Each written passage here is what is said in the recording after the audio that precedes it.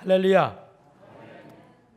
여러분 생각에는 고양이가 쥐를 잡는 것이 본능이라고 생각하세요? 본능이란 말은 뭐냐면 일단 발톱이 있고 그리고 송곳니가 있고 그리고 야옹하는 소리만 있으면 닥치는 대로 쥐를 잡을 수 있다. 아니면 고양이지만 쥐를 잡는 최소한의 훈련 아니면 어떤 과정이 필요하다고 생각하는가? 본능이라고 생각하시는 분, 뭔가 훈련이 필요하다고 생각하시는 분, 손을 안 드신 분들은 어떤? 저는 고양이는 그냥 일단 쥐를 잡는 본능이라고 생각했는데 요새 고양이들은 호강을 해서 평생에 한 번도 쥐를 못 보고 돌아가시는 고양이들이 많다고 그래요. 이게 고양이가 쥐를 한 번도 못 잡았던, 보지도 못했던 고양이를 놓고 쥐를 던져주면 고양이가 도망을 간다고 그래요. 저는 시골에서 자랐거든요. 이제 어렸을 때 그 고치 속에서 애벌레가 이렇게 나옵니다. 그런 거 보셨어요?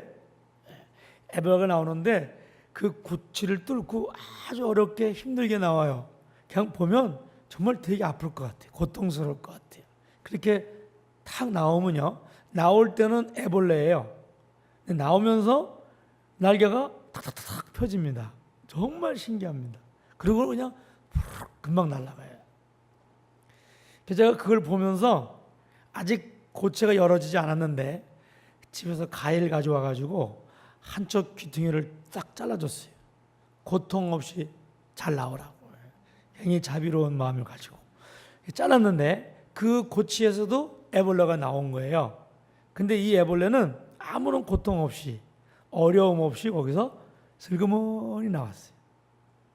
근데 이 애벌레도 다른 애벌레처럼 날개가 탁탁탁 펴지는 거예요. 그리고 다리가 나오고 나비처럼 변했어요, 몸이. 그런데 못 날아요. 그리고 얼마 있다가 그냥 죽는 거예요.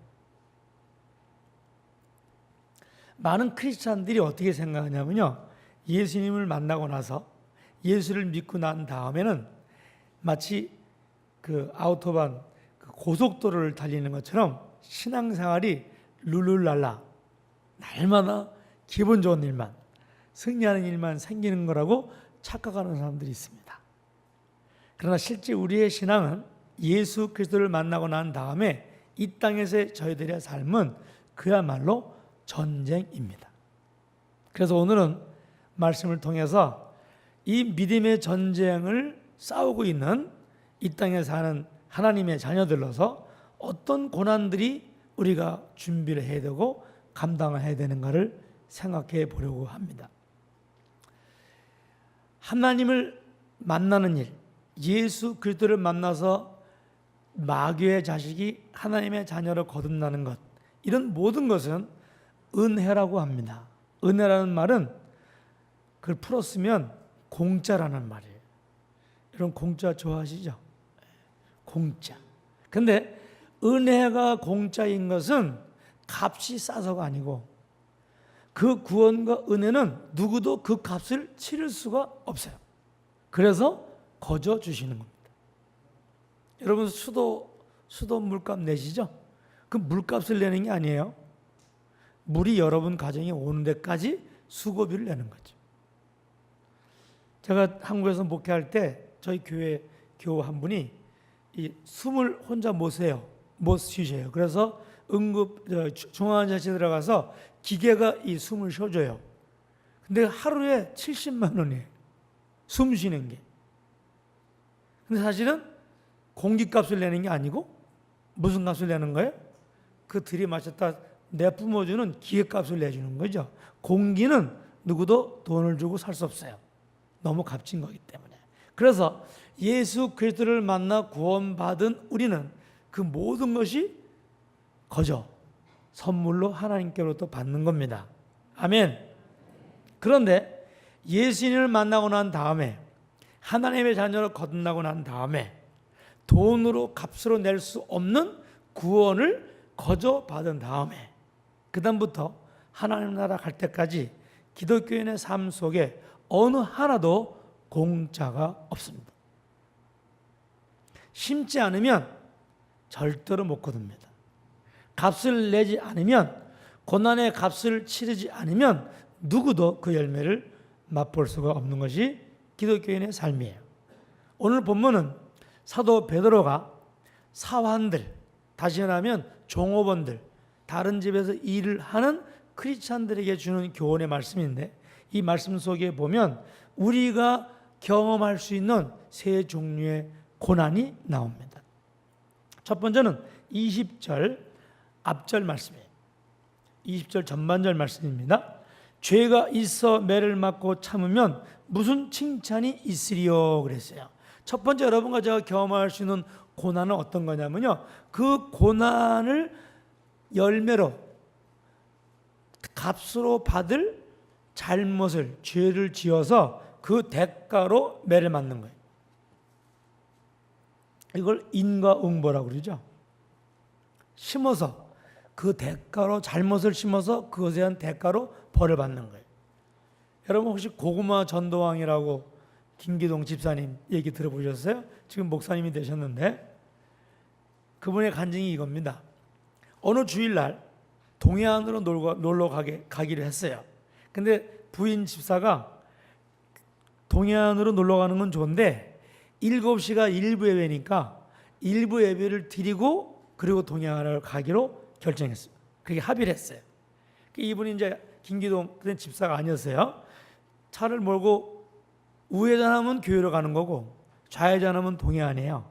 근데 이분이 원래는 우회전을 해야 되는데 동해안으로 좌회전 해버립니다. 그 부인 집사가 여보 왜 약속을 안 지켜? 이러면서 소리 질렀어요. 그냥 동해안으로 가는 거예요. 고속도로, 영동 고속도로를 타고 쫙 가는데 갑자기 건너편에서 오던 차가 이 차선을 넘어가지고 이 차를 받았어요. 그래서 김기동 그 이분이 눈을 딱 떴을 때는 앞에 불이 났고 옆에 안에는 이게 시트하고 딱 부딪혀서 거의 껴서 정신을 잃고 뒤에 아이들 셋은 눈, 코, 입 모든 구멍으로 피가 철철철 흐릅니다. 그래서 김기동 씨가 하나님께 이렇게 기도했어요. 하나님, 이번만 살려주시면 제가 하나님께 온전히 내 삶을 드리겠습니다. 그리고 가족을 데리고 병원으로 옮겨가서 다 진료하고 이렇게 하고 마지막에는 가족은 다 퇴원했고 이 사람만 입원했어요. 그러니까 제일 많이 다친 사람이 자기인데 가족들 때문에 그렇게 다친 걸 몰랐던 거죠. 이렇게 맞을 짓을 해서 매를 맞는 거예요. 이것이 우리들이 경험할 수 있는 고난입니다. 제가 목회를 지금 32년째 하는데요, 생각보다 우리 예수 믿는 사람들이 조금 둔해요. 이게 잘 안 돌아가는 사람들이 여긴 없는데 여기 가까운 동네에 많이 있어요. 무슨 말이냐면 하나님의 말씀을 거역하고 불순종해서 매를 한번 딱 맞으면 어때요? 정신이 버떡 나잖아요. 그럼 그 다음에 어떻게 해요? 그 일을 하지 말아야 되는데 또 해요. 이런 경우를 참 많이 봅니다. 아주 미련한 우리들인 것을 보게 됩니다. 이것이 여러분과 제가 경험할 수 있는 첫 번째 고난이에요. 신명기 28장은 축복의 장이라는 별명이 있는 하나님 말씀입니다. 1절부터 14절까지 복이라는 단어가 가장 집중적으로 많이 있는 것이 신명기 28장이에요. 그래서 그 신명기 28장을 축복의 장이라 그렇게 별명을 붙였습니다. 하나님 말씀을 듣고 그 말씀을 마음에 새기고 그 말씀대로 살면, 순종하면 내가 너희를 세상에 가장 으뜸이 되게 하시고 항상 머리가 되게 하시고 꼬리가 되지 않게 하시고 위에만 있게 하시고 아래에 있지 않게 하시고 구워줄지언정 꾸지 않게 하시고 이럴 때는 아멘 하시는 거예요. 이런 복이 막 주렁주렁 열리는 거예요. 복이 막 따라옵니다. 정말 이 복을 받을 때는요, 고마워 그래도 계속 옵니다. 그런데 15절부터 68절까지 거의 4배가 되는 분량은 하나님 말씀을 듣기 원치 아니하고 하나님 말씀대로 행하지 아니하여 불순종하여서 얻어지는 고난, 저주에 대해서 얘기합니다. 그 저주가 얼마나 무섭냐면요, 거기 나와 있는 질병이 아직도 생기지 않은 것도 있어요. 수천 년 전에 주신 말씀인데 거기에 하나님 말씀에 불순종할 때 주어지는 질병이 아직도 발견 안 된 것들이 있습니다. 그래서 신명기 28장을 보면 그 분량을 보면 축복의 장이 아니라 저주의 장이라고 얘기할 수 있는 거죠. 무슨 말이냐면 우리가 신앙생활 하면서 하나님 말씀대로 순종하여 복을 받기보다는 불순종하여 맞기가 더 확률이 높다 그 말이에요. 실제로 이스라엘 백성들이 애굽에서 나와서 약속했던 가나안 땅을 가는데 그 40년의 과정은 마치 하나님이 이스라엘 백성들을 약속의 땅에 들어가지 못하도록 떨구어내는 작업이에요. 40년 동안 끊임없이 하나님께 불순종합니다. 혹 여러분과 제가 이렇게 하나님 말씀에 거역하는 불순종하는 죄 가운데 있어서 고난을 받는다면 방법은 뭐예요? 회개하는 겁니다. 아멘? 네, 회개할 게 없으신 분은 아멘을 안 하셔도 됩니다. 두 번째 우리가 경험할 수 있는 고난이 있는데 그것은 19절 말씀이에요. 부당하게 고난을 받아도 하나님을 생각함으로 슬픔을 참으면 이는 아름다우나 그랬습니다. 두 번째 우리가 경험할 수 있는 고난은, 첫 번째 고난은 내가 원인이에요. 두 번째 고난은 하나님이 원인이에요. 하나님께서 당신의 사랑하는 아들, 딸을 위해서 고난을 허락하시는 겁니다. 연단하고 훈련하기 위해서 고난을 허락하시는 거예요. 성경에 누가 있죠? 대표적인 사람? 욥이죠. 욥은 동방의 의인이었습니다. 하나님의 말씀에 철저하게 순종하는 사람이었습니다. 하나님의 복을 엄청나게 받았습니다. 그런데 하나님께서 이 욥에게 고난을 허락하십니다. 그래서 그가 가지고 있던 모든 하나님의 복을 한순간에 다 잃어버립니다. 10 자녀가 며느리, 사위, 손주들까지 해서 한꺼번에 모두 죽었습니다. 재산을 모두 잃어버렸습니다. 건강을 잃어버렸습니다. 그리고 사랑하는 아내도 저주하고 도망갔습니다. 남아있는 것은 목숨 하나 남아있었습니다. 이런 말로도 할 수 없는 고난과 연단 속에서 욥은 이렇게 고백합니다. 욥기 23장 10절에 보면 나의 가는 길을, 나의 길을 그가 아시나니 그가 나를 단련한 후에는 내가 정금같이 나으리라. 아멘. 그 순전한 믿음의 사람을 하나님은 한층 더 업그레이드해서 순전한 믿음을 갖길 원하셔서 고난이 허락된 겁니다. 그래서 이 욥은 이 하나님이 주시는 고난을 통과한 후에 그 긴 고난의 터널을 빠져나온 후에 이렇게 고백합니다. 욥기 42장 5절에 고백하기를 내가 주님께 대하여 귀로만 들었었는데 이 고난이 통과한 후에 비로소 내가 주님을 내 눈으로 봅니다. 아멘. 귀로 듣고 간접적으로 알고 있던 하나님을 고난이라는 과정을 통해서, 연단을 통해서 살아계신 하나님, 눈으로 보고 손으로 만지는 살아계신 하나님으로 만나게 되었다 그 말입니다. 혹 여러분과 저의 삶 가운데 하나님이 허락하시는 이 연단의 훈련의 고난이 있다면 여러분 기억하세요. 이 고난에는 지름길이 없습니다. 감사하고 인내해서 결국은 그 고난을 맞춰야만 됩니다. 그때 아름다운 열매가 맺어질 줄로 믿습니다. 또 한 가지 우리가 경험할 수 있는 고난이 20절 하반절에 있는 말씀이에요. 그러나 선을 행함으로 고난을 받고 참으면 이는 하나님 앞에 아름다우니라. 하나님 앞에서 아름다운 열매를 맺는 고난이 있습니다. 저는 이 세 번째 고난 때문에 이 본문을 택한 거예요. 저를 보세요. 저는 설교하면서 제 눈이 안 마주치면, 한 사람이 안 마주치면 30분을 더 설교를 합니다. 저를 보세요. 눈이 맞는단 말 아세요? 썸씽이 있다는 말을 눈이 맞는다고 그래. 눈과 눈이 딱 마주치는 거죠. 그래서 설교를 들을 때는 설교자의 눈을 보셔야 돼요. 저는 제일 얄미운 사람들이 어떤 교회는 기둥인데 기둥 뒤에 앉은 사람들. 저는 기어코 그 기둥 뒤에 앉은 사람을 비켜서 옆에 서서 저를 눈을 보게 만들어요. 썸씽이 생기라고. 이 고난은 어떤 고난이냐면요, 본래 내가 받아야 될 고난이 아니에요. 내가 심은 그 결과로 주어지는 고난도 아니고, 연단으로 내가 짊어지는 고난도 아니고, 이 고난은 내가 생각할 때 나하고 아무 상관이 없는 고난이에요. 근데 그 고난을 내가 마치 당해야 될 고난처럼 대신 져주는 고난입니다. 이사야서에 보면은, 이사야서는 66장으로 되어 있습니다. 그래서 이사야서를 작은 성경이라고 그래요. 성경이 몇 권이죠? 66권이죠. 구약이 39권이고 신약이 27권이에요.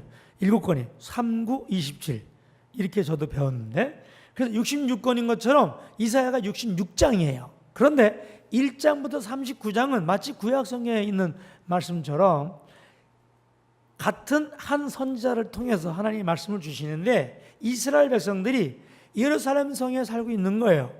근데 하나님께서 뭐라고 말씀을 주시냐면, 너희의 범죄로 말미암아 내가 너희를 심판하고 저주하여서 바벨론에 70년 동안 종살이 할 것이다라는 무서운 심판의 말씀이 39장까지 계속해서 주어집니다. 그래서 그것을 제1 이사야서라고 그래요. 그 다음에 40장 딱 가면요, 내용이 확 바뀝니다. 왜냐하면 40장부터 55장까지는 이스라엘 백성들이 이미 바벨론에서 포로 생활을 하고 있는 거예요, 지금.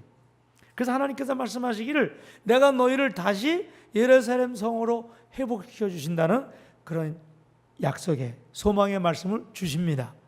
그 내용을, 그래서 그 두 번째 부분을 제2 이사야서라고 그래요.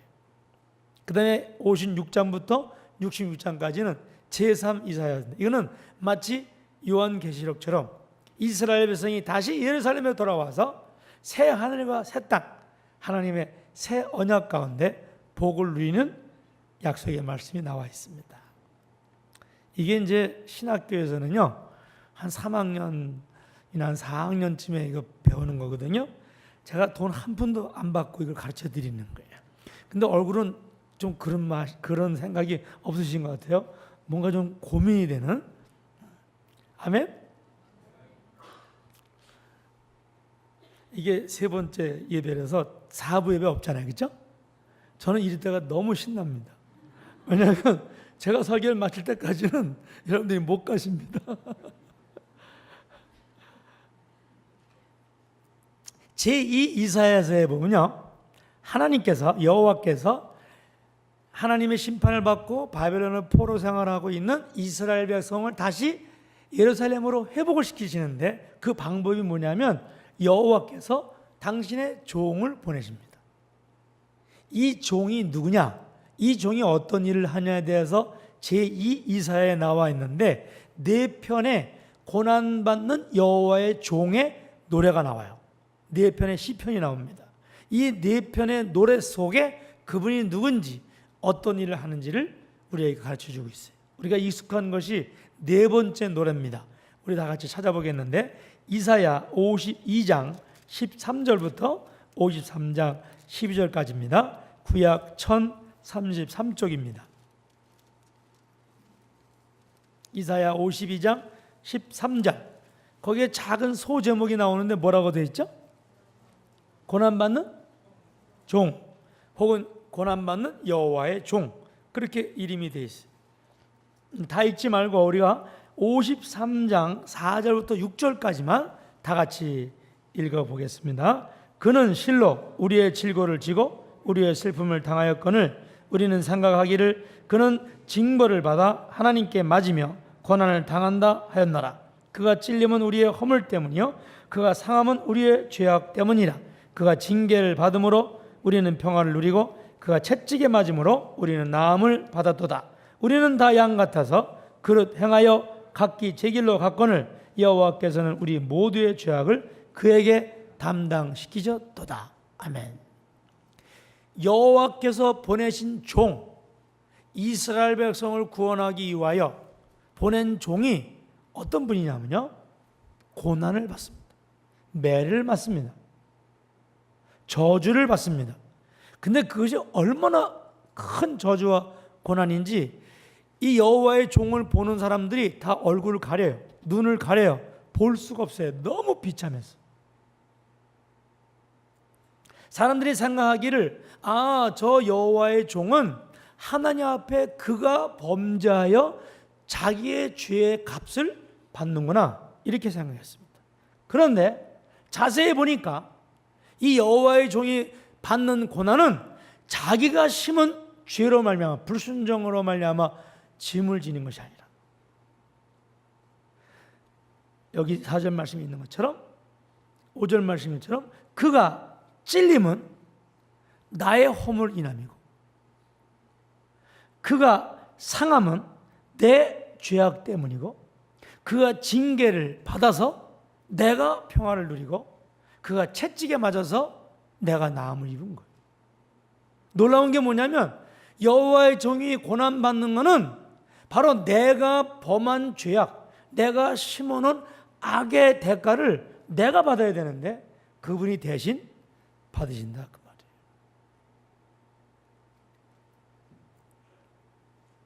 이것이 바로 세 번째 나오는 고난입니다. 저는 이 고난을 제2 이사야 고난이다 그렇게 이름을 짓습니다.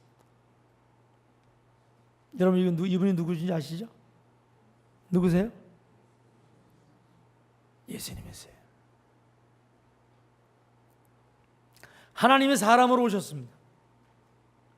그 이유는 하나님께서 우리와 대화하고 우리를 만나기 원하시는데 방법이 없어요. 하나님 영이시기 때문에 우리가 육신을 가지고 있는 동안에는 육체를 가지고 있는 동안에는 그 하나님을 느낄 수도 만질 수도 들을 수도 볼 수도 없습니다. 그래서 하나님이 사람으로 이 땅에 오신 것입니다. 예수님이 십자가에서 못 박혀 죽으셨는데 십자가는 가장 악한 사람들, 악한 사람 중에 악한 사람을, 죄인 중에 죄인을 형벌, 그 죄인을 벌을 주는 가장 무서운 심판 도구가 십자가입니다. 근데 그 십자가에 바로 예수님이 못 박히신 것입니다. 근데 그분이 십자가에 못 박혀서 채찍을 맞으시고 가시면류관을 쓰시고 그리고 옆구리에 창으로 찔림을 받고 모든 물과 피를 다 쏟으시고 죽으셨습니다. 그런데 그분이 십자가에서 죽으신 것은 바로 나를 대신해서 벌을 받으신 것이다 그 말이에요. 내가 맞을 죄를 그분이 대신 맞으시고 내가 받아야 될 벌을 그분이 대신 받으셔서 내 죄를 용서하시고 내 심판을 대신 맞으심으로 나는 영생을 얻고 하나님의 자녀되는 그런 복을 누렸다 그 말입니다. 이 고난이 바로 예수 그리스도의 고난이요 우리를 살리신 하나님의 사랑이요 하나님의 복음인 줄로 믿습니다. 우리 다시 본문으로 돌아갑니다. 베드로전서 2장 21절 말씀을 보겠습니다. 이렇게 말씀되어 있습니다. 이를 위하여 너희가 부르심을 받았으니 그랬습니다. 여기서 이를 위하여 이는 뭘까요? 첫 번째 고난? 신명기 28장에 나오는 고난이에요? 아니 욥이 경험했던 고난이에요? 연단의 고난이에요? 여기서 이를 위하는 이는 세 번째 고난, 다른 사람의 고난을 대신 받는 고난입니다. 이를 위하여 우리가 부르심을 입었으니 베드로전서 2장 21절 말씀은 크리스찬 아이덴티티입니다. 내가 하나님의 사람이라면 나는 누구냐? 나는 이 고난을 감당하기 위해서 구원받은 사람이다. 그렇게 고백이 되어지는 겁니다. 그리스도도 너희를 위하여 고난을 받으사 너희에게 샘플이 되어서 본을 끼쳐서 그 자취를 그 주님이 가신 고난의 길을 따라오게 하시려고 주님이 먼저 십자가에 못 박혀 죽으시고 우리를 구원하신 줄로 믿습니다. 아멘. 이것 때문에 여러분과 제가 구원을 받았다 그 말이에요. 천주교의 그 서점에 가면요 꼴배라고 하는 신부에 대한 얘기가 참 많이, 책도 있고 뭐 비디오도 있고 영화도 있고 아주 많습니다. 그 꼴배 신부라는 사람이 유명한 성인 중에 하나인데, 이 꼴배 신부는 누구냐면요, 유대인이에요. 그래서 나치 독일 때 이분이 유대인이기 때문에 붙잡혔어요. 그래서 아이슈비츠라고 하는 죽음의 수용소에서 죽으신 분이에요. 독일 군들은 유대인들을 수십만 명을 잡아놓고 어떻게 그들을 괴롭히냐면요, 아침 저녁으로 점호를 해요. 모든 수용소의 사람들을 다 줄 세워놓고 무작위로 랜덤으로 두 사람을 뽑아냅니다. 그 두 사람을 다 보는 가운데 목매달아 죽이는 거예요. 그 사람들은 하루에 오전 오후에 이걸 두 번 하면서 살아있지만 마치 죽은 것처럼 그 사람이 죽어가는 모습을 보면서 같이 그 고통을 느끼는 거죠. 이렇게 악랄하게 유대인들을 괴롭혔습니다. 어느 날 다시 유대인들을 모아놓고 한 사람은 나이 많은 사람, 너 하는 순간에 그 사람은 축 주저앉았어요. 넋이 나갔어요. 또 한 사람은 젊은 사람이에요. 너 하고 지적이 됐습니다. 이 젊은 사람은 끌려가면서 막 소리를 지릅니다. 난 그냥 죽을 수 없어. 난 살아나야 돼. 살아서 내 가족을 만나야 돼. 그러면서 발버둥을 치는 거예요. 끌려가고 있었습니다. 꼴배 신부가 그날 맨 앞줄에 있었어요. 그래서 그 젊은 유대인을 독일 군들이 끌고 교수형을 데려가고 있었습니다. 그때 꼴배 신부가 한 발짝 앞으로 나갑니다. 그리고 손을 뻗어서 독일군을 잡습니다. 그리고 이렇게 얘기합니다. 나를 대신 목매다시오. 그래서 꼴배 신부가 목매달아 죽었고, 그 젊은 사람은 꼴배 신부의 자리에 들어오게 되었고, 그 젊은 사람은 살아날 수가 있었습니다.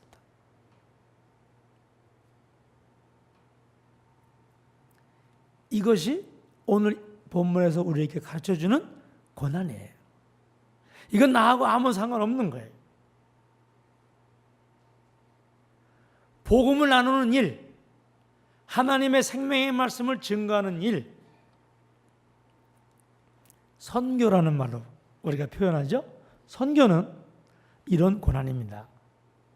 저들의 고난이 나하고 아무 상관없다고 눈 한번 지그시 감고 못 들은 척하면 그냥 넘어갈 수 있는 고난이에요. 근데 오늘 주님은 우리에게 뭐라고 말씀하시냐면, 내가 너를 살리고 내 고난을 대신 받고 너에게 생명을 준 이유는 내 주변에 그리스도 없이 하나님 몰라서 죽어가는 그들의 고난에 너희들이 나처럼 그들의 고난에 동참하길 원한다고 말씀하고 계십니다. 선교는 한 발짝 앞으로 나가서 다른 사람의 고난을 내 고난으로 받아들이는 것입니다. 이것이 바로 선교입니다.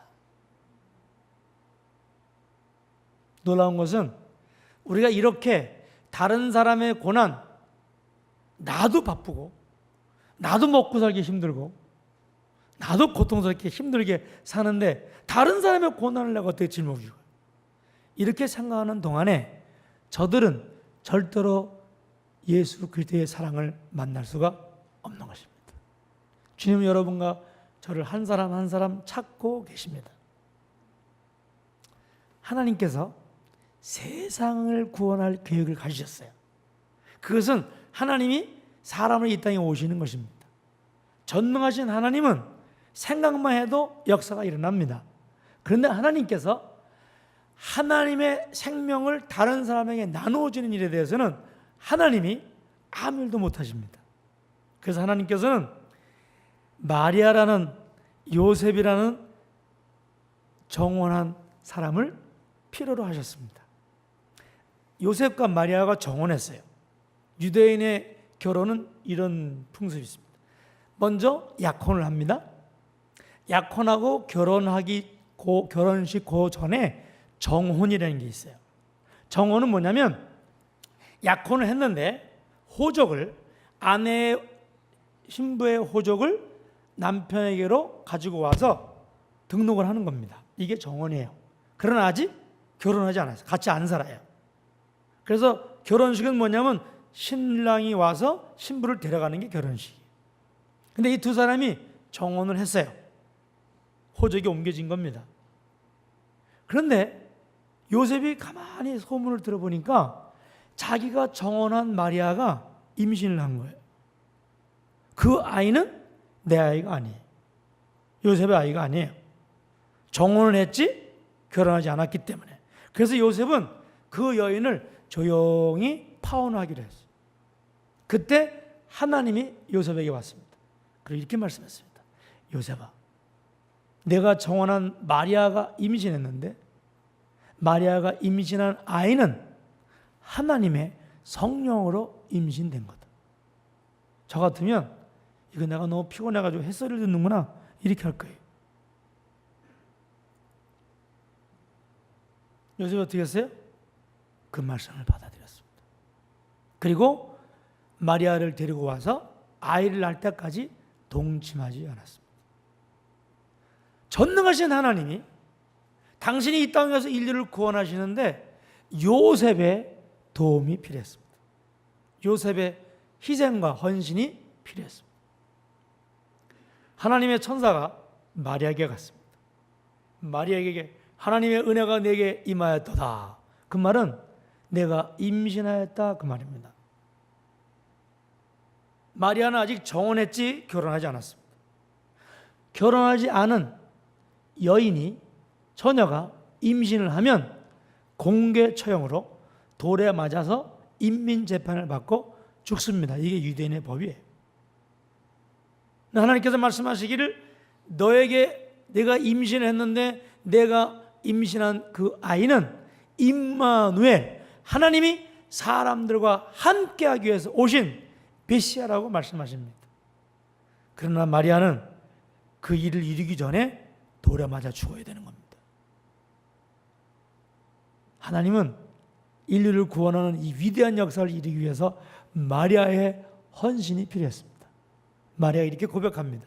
주의 계집종이오니 주님이 나의 주인이시오니 주님 말씀대로 내게 이루어질 것입니다.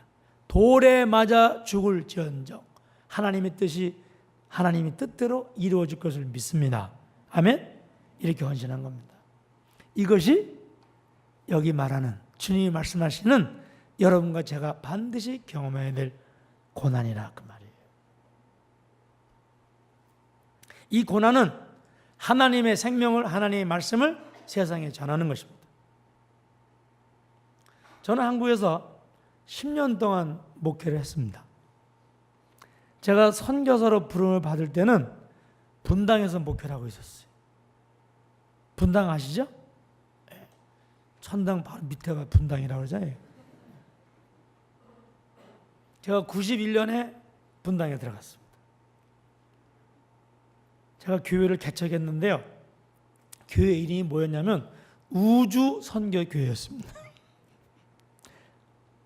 안 놀라시네 하나도? 우주선교교회였어요. 왜 우주선교교회를 했냐면 주님이 재림하시면 다시 오시면 인간의 범죄가 인간만 무너뜨리는 게 아니라 자연 질서도 다 무너뜨렸어요. 그래서 주님이 오시면 우주가 회복이 됩니다. 아멘? 그래서 우주가 회복되는 그날까지 복음을 전하겠다. 달나라 가서 전도하는 게 아니고 우주가 회복되는 주님이 오시는 그날까지 복음을 전하겠다는 마음으로 우주선교교회라는 교회를 개척을 하고 첫 달부터 모든 헌금의 60%를 선교비로 쓰기 시작했습니다. 그래서 하나님께서 저희 교회를 엄청나게 축복해 주셨어요. 분당으로 가니까 분당이 제 수준에 맞더라고요. 교회가 뭐 얼마나 부흥되는지요. 저는 속으로 생각할 때 드디어 전제되기 시대가 오는구나 이렇게 생각하고는 정말 신나게 목회하고 있었습니다. 어느 날 새벽 기도를 말씀을 나누고 그래서 제가 딱 기도하러 엎드렸는데 주님이 이런 말씀을 하셨어요. 야, 네가 가야 되겠다? 그러시는 거예요. 어디로 가라고요? 선교사로 가라고. 그래서 제가 그 소리를 딱 듣는 순간에 이거 내가 너무 피곤해가지고 햇소리를 듣는구나. 그러면 귀를 얼른 털었어요. 쫙 털고 얼른 성경을 챙겨가지고 이건 오늘 피곤해서 더 이상 기도했다가는 큰일이 나겠구나. 그리고는 저 뒤에서 기도하고 있는 저희 집사람한테 여보 너무 피곤해서 나 먼저 간다. 그러고 도망갔어요. 여러분 그럴 때는 도망을 가시기 바랍니다. 그 다음날 새벽 기도는 정말 가고 싶지 않았어요. 그런데 워낙 새신자들이 많이 나오고 새벽 기도를 많이 나와서 그걸 안 갈 수가 없었어요. 그래서 새벽 기도를 또 다시 인도하고 아주 부담 없이 말씀을 나누고 그리고 딱 꿇어엎드렸는데 참 어려운 거는 하나님은 이런 거를 잘 안 잊어버리셔. 그래서 딱 꿇어엎드렸는데 하나님이 뭐라 말씀하시냐면 또 이렇게 말씀, 네가 가야 되겠다 그러시는 거예요. 그래서 제가 귀를 또 털었어요. 이거는 아직도 내가 피곤하구나. 피곤해 아직도 안 풀렸구나. 그리고는 얼른 일어나서 또 도망을 갔습니다. 그 다음날 새벽 기도를 갔을까요? 안 갔을까요? 제가 갔을까 안 갔을까? 갔죠. 근데 하나님이 똑같은 말씀하세요. 네가 가야 되겠다. 근데 셋째 날은 제가 귀를 못 들었어요.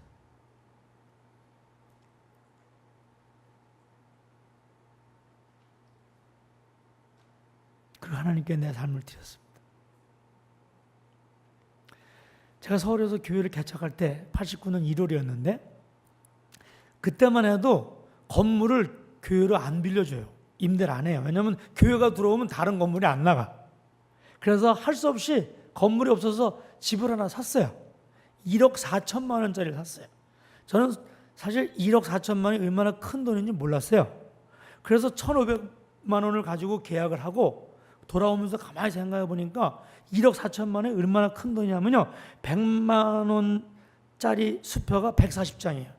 그걸 딱 생각해 보니까 100만 원은 제가 큰 걸 알거든요. 그게 140장이라는 걸 생각하니까 가슴이 철렁 내려앉는 거예요.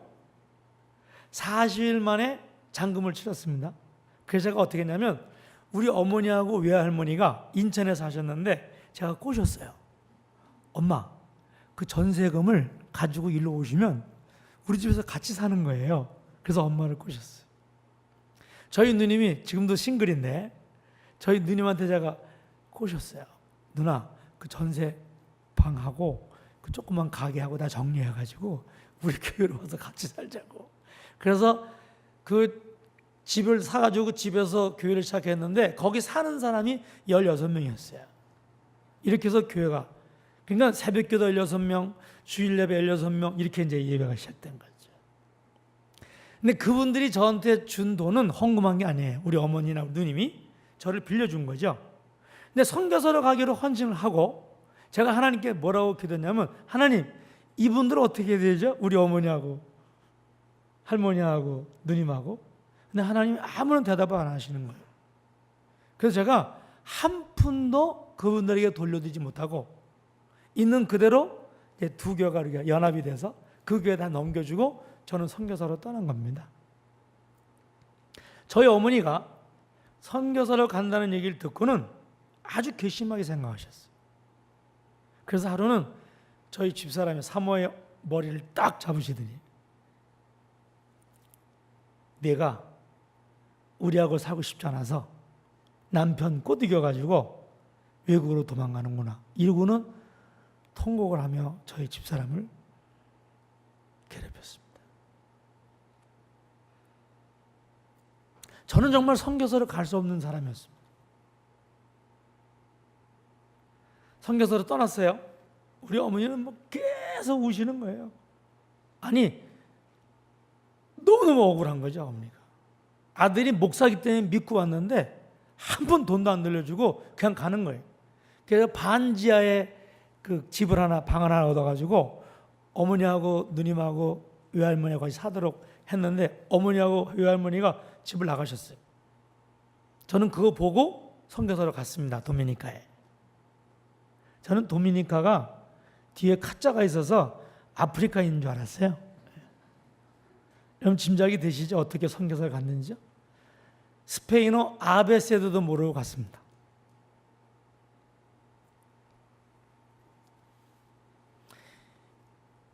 (2년) 후에 제가 한국을 하게 됐습니다. 저희 어머니하고 외할머니는 집에 나오셔가지고 부천에 어느 집 계단 밑에 아이스박스, 스트로스 박스로 방을 만들어서 사셨습니다.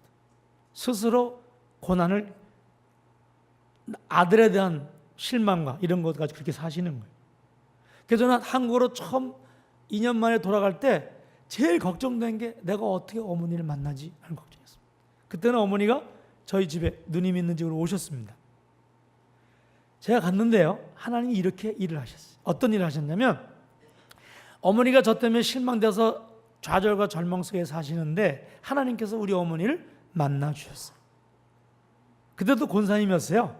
근데 목사의 어머니여서 권사가 된 거죠. 계급장은 달았는데 믿음이 하나도 없는 거예요.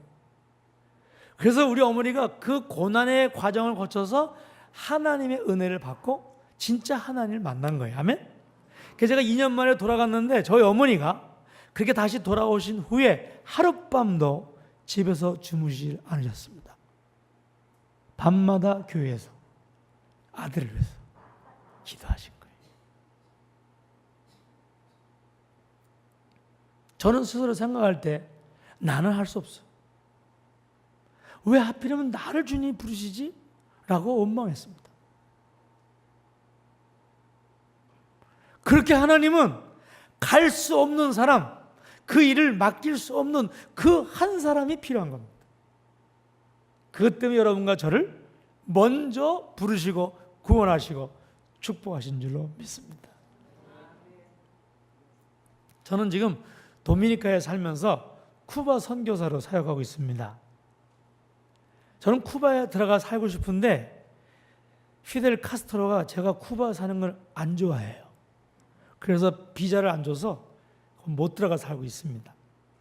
쿠바는 1200만 인구인데 1959년 1월 1일부터 사회주의가 쿠바를 지배해서 올해가 54년째 되는 해입니다.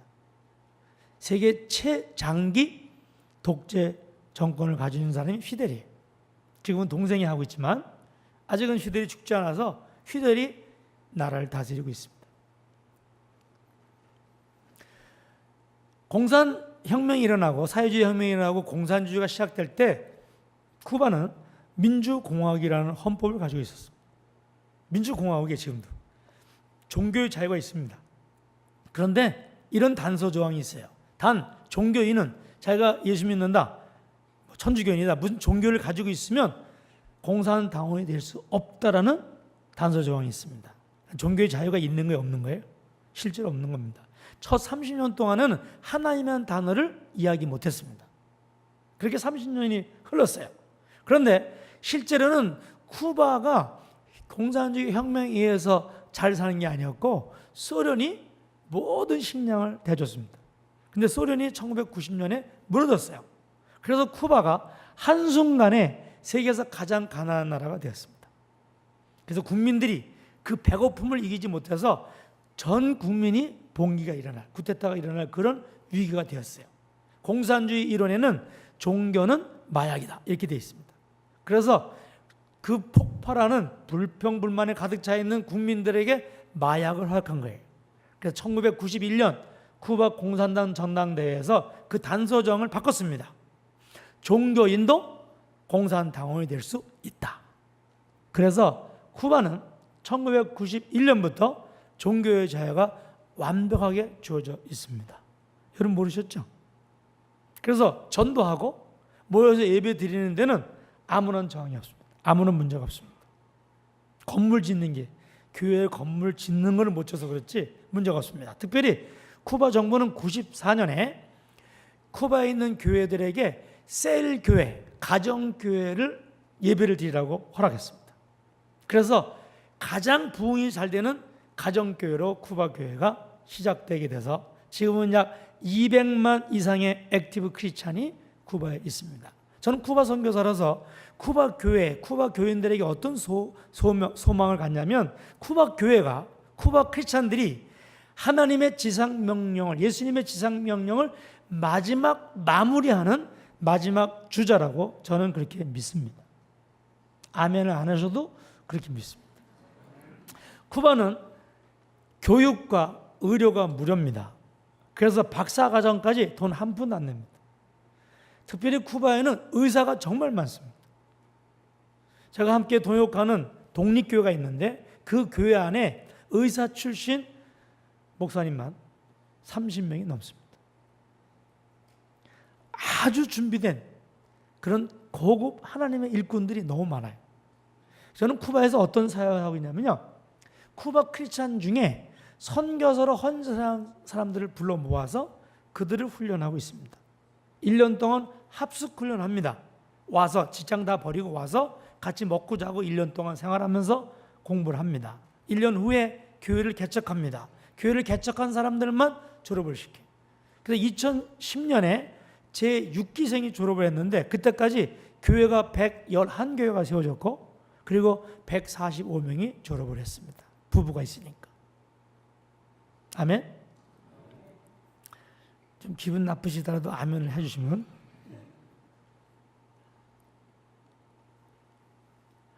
그런데 2010년 10월에 7기생을 모집했는데요, 7개 분교에서 50명 정도 매년 훈련을 했는데 하나님이 이 쿠바 선교사관학교라고 하는 선교사 양성신학교를 뻥튀기 해줬어요. 뻥튀기. 그래서 7기생을 뽑을 때 분교가 80개로 늘어나고요, 학생이 1,400명으로 늘어났습니다. 일단은 아멘을 해주셔야 제가 설교를 마치죠. 저는 이렇게 신학교가 폭발적으로 확장된 것을 통해서 한 가지를 깨닫게 되었습니다. 그것은 뭐냐면요, 쿠바가 곧 이렇게 많은 하나님의 일꾼들이 필요하구나, 곧 문이 열리겠구나, 그런 생각을 하게 되었습니다. 그렇게 될 줄로 믿습니다. 아멘. 쿠바 사람들은요, 회사가 딱 하나의 공산당이에요. 전 국민이 그 직원입니다. 그래서 쿠바 사람들은 정부로부터 봉급을 받는데 평균 봉급이 월 7불에서 15불입니다. 10불이 한 달 봉급이에요. 닭, 통닭, 생닭 한 마리가 약 4불 정도 합니다. 그래서 절대로 봉급받아서 닭은 못 사 먹어요. 훔쳐 먹든지 키워서 먹어야 돼요. 휘발유 1갤런이 7불입니다. 저는 이 쿠바 선교사관학교를 하면서 분교회 다니면서 하나님 말씀을 교육을 하는데 한 7, 8년 전에 한 분교장 목사님 사모님이 저한테 이렇게 얘기했어요. 목사님, 우리 여기 신학생이 14명이 있는데 양말 신는 사람 아무도 없어요. 그리고 아모스 목사님, 사실은 우리 신학생들 중에 속옷을 못 입는 사람들이 있습니다. 저는 그걸 몰랐어요. 그래서 그때부터 제가 속옷을 부지런히 가져갑니다. 제 계산으로는 한 900벌 정도 가져간 것 같아요. 속옷을 사 입을 수가 없어요. 지방 도시에서는요, 돈이 있어도 살 수가 없습니다. 왜냐하면 파는 곳이 없습니다. 쿠바 가정에 어느 집이 쿠바 사람들 집에 들어가면 화장실에 칫솔만 있고 아무것도 없어요. 휴지도 없습니다. 비누도 없고 샴푸도 없고 컨디셔너도 없습니다. 그래서 저는 쿠바에 100번 이상을 갔거든요. 한 130, 40번 간 것 같아요. 그 쿠바를 들락날락 하면서 휴지 없이 마무리하는 것을 학위를 받았습니다. 혹 여러분 그게 필요하시면 제가 개별 지도를 해드리겠습니다. 일단은 휴지는 없어요. 근데 마무리해야 돼요. 휴지도 못 쓰는 사람들. 쿠바에는 식사 같이 합시다라는 인사가 없습니다. 왜냐하면 그렇게 말할 수 없기 때문에. 냉장고를 열면 물통만 있습니다. 14시간씩 운전을 하고 지방에 있는 학교에 가면, 목사님 집에 가면 제가 밤 12시인데 도착하는데 아무도 저에게 대접하는 게 없습니다. 한 번은 저희 쿠바 선교사관학교를 졸업한 사람이 개척한 가정교회에 가서 설교하게 되었습니다. 그 집은 자기 집에서, 가정교회는 사람이 사는 집에서 예배 드리는 곳에 사람이 있어야 됩니다. 이를테면 제가 제 집을 주님께 드리고 제가 다른 집으로 이사 가고 내가 살던 집을 하나님의 집으로 교회로 드리면 인스펙터가 한 번만 그걸 발견하면 그 집은 정부에 뺏깁니다. 사람이 살고 있어야 돼요. 그게 가정교회예요. 까사꿀도라고 하는 겁니다. 그 집에서는 일주일에 4번 이사합니다. 왜냐하면 4번 예배를 드리는, 예배 드릴 때마다 전부 가구를 꺼내놓고 만든 장의자를 갖다 놓고 예배를 드리는 거예요. 그 작은 집에서 약 60여 명의 세례받은 교인들이 예배를 드리는 그런 교회였습니다. 제가 가서 설교를 하러 갔는데 딱 맨 앞에 앉아서 기도를 하고 눈을 딱 떴는데, 다음 그림 보실까요? 창문에 이렇게 글씨가 써 있는 거예요. 이게 헝겊으로 손으로 이렇게 해서 만든 프랑카드인데, 이 뜻이 뭐냐면 벤데시도스 파라 벤데시르. 이 말은 무슨 말이냐면 We are blessed to bless. 하루 한 끼 먹는 사람들이 소고기는 1년에 단 한 번도 먹지 못합니다. 왜냐하면 모든 소는 휘될 겁니다. 그래서 쿠바 사람들을 고급 식당에 데려가면 반드시 비프스테이크를 시킵니다. 왜냐하면 그걸 먹을 기회가 전혀 없기 때문에. 1kg에 약 4불 합니다. 소고기를 1년에 한 번도 못 먹는 사람들이, 속옷도 못 챙겨 입는 사람들이, 하루에 한 끼 먹는 사람들이 뭐라고 고백했냐면, 예수 그리스도가 내 속에 계시기 때문에 나는 하나님의 축복을 너무나 많이 받은 사람입니다. We are blessed. Somos bendecidos. 그런데 이 복은, 이 축복은 본래부터 나만, 우리 가족, 우리들만 위한 것이 아니라 본래부터 이것은 to bless, 다른 사람들을 축복하기 위함입니다. 저는 그날 설교를 못했습니다.